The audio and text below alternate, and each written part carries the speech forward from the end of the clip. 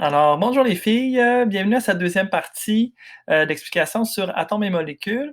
Donc, ce que je voulais vous faire remarquer dans cette petite vidéo-là, c'est plutôt le côté technique, le côté lecture. Donc, comment s'écrivent les atomes et les molécules. Donc, ce que je veux te dire, premièrement, c'est que les atomes sont représentés par des lettres. Donc, essentiellement, normalement, c'est toujours une lettre majuscule qui va représenter les atomes. Mais souvent, on a besoin d'une deuxième lettre pour les différencier les uns des autres. Là, on va utiliser une lettre minuscule. Quand on a besoin de deux lettres, la deuxième est toujours en minuscule. Donc, par exemple, il y a plusieurs atomes qui commencent par la lettre C. Donc, quand c'est nécessaire, on va rajouter une deuxième lettre en minuscule. Donc, par exemple, C majuscule, c'est le carbone. On en a déjà parlé souvent. Mais on a Ca avec le petit A minuscule qui va représenter le calcium. On a aussi le cobalt, donc qui va être représenté par le symbole CO, donc C majuscule, O minuscule. Le N aussi revient quand même assez souvent. N pour azote, qui est un gaz, le principal gaz qui compose l'air qui nous entoure. Mais on a aussi le néon, donc on va utiliser la lettre majuscule N, mais avec un petit E minuscule, et le sodium qui est représenté par Na. Donc, comme dans NaCl, qui est du sel de table.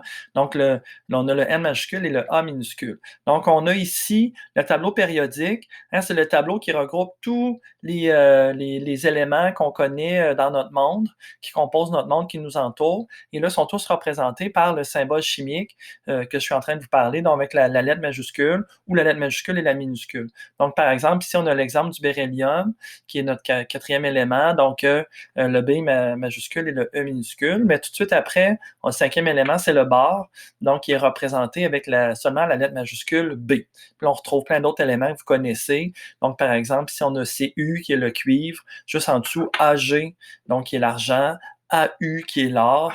Donc, c'est des éléments que vous connaissez évidemment et qui sont représentés avec différentes lettres. Donc, quand on lit une formule chimique et que, par exemple, il y a plusieurs lettres majuscules qui reviennent. Donc, on est ici en présence d'une molécule où il y a deux atomes différents. J'ai un C majuscule qui est le carbone, puis j'ai un O majuscule qui est l'oxygène. Aussi, je vais prendre la molécule du sucre. Regardez, j'ai trois lettres majuscules. Donc, j'ai le C pour le carbone, le H pour l'hydrogène et le O pour oxygène.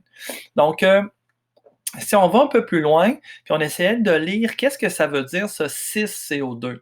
Mais 6CO2, quand tu lis cet énoncé-là, ça veut dire qu'il y a 6. Le 6 ici veut dire qu'il y a 6 molécules de CO2. Donc, un CO2, c'est représenté ici. J'avais mon petit dessin dans l'autre vidéo. Là. Ça, c'est une molécule de CO2. Donc, il y a un carbone et il y a deux oxygènes. Mais quand c'est écrit 6CO2, c'est comme si j'avais 6 molécules comme celle-là. Donc, dans la formule chimique, la photosynthèse, on a 6 CO2. Donc, ensuite, si je continue, là, il y a des petits chiffres à l'intérieur des molécules. Qu'est-ce que ça veut dire? Bien, si je commence avec le C, lui, il n'y a pas de petits chiffres à côté. S'il n'y a pas de petits chiffres, ça veut dire qu'il y a juste une molécule. Il y a juste, excusez-moi, il y a juste un atome de carbone dans une molécule de CO2. Donc, ça ici, c'est une molécule de CO2. Et à côté du C, il n'y a pas de petits chiffres. Ça veut dire qu'il y a juste un atome de carbone qui est représenté par la bille noire. Tandis que toujours dans la même formule, c'est écrit O2. Donc, il y a un petit 2 en indice. Ça veut dire qu'il va y avoir deux atomes d'oxygène. Puis on le voit bien ici quand c'est représenté avec le modèle atomique de Dalton avec des billes rouges. J'ai deux billes rouges ici qui représentent les deux atomes d'oxygène. Donc, c'est comme ça qu'il faut lire les formules chimiques. Donc, si je prends la molécule du sucre, c'est marqué C6H12O6, mais ça, c'est une grosse molécule parce que j'ai 6 atomes de carbone, 12 atomes d'hydrogène et 6 atomes d'oxygène. Donc, en tout, ça me donne 24 atomes pour cette molécule-là. Donc, dans la molécule de sucre, j'ai 24 atomes en tout pour composer cette molécule-là.